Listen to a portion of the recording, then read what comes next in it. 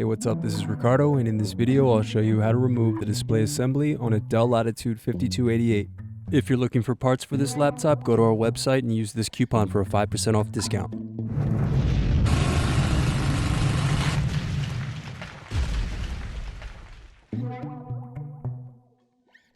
First, remove screws to loosen and then pry apart bottom base.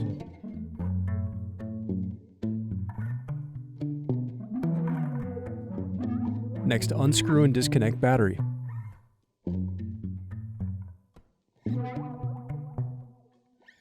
Now unscrew and remove bracket. Then disconnect antenna cables and remove wireless card. Then unscrew and remove bracket. Now disconnect display cable.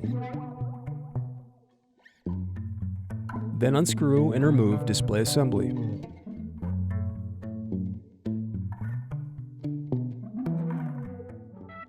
Thanks for watching. Don't forget to like and subscribe if you enjoyed this video. And if you need more, check out this playlist to watch other tutorials for your laptop.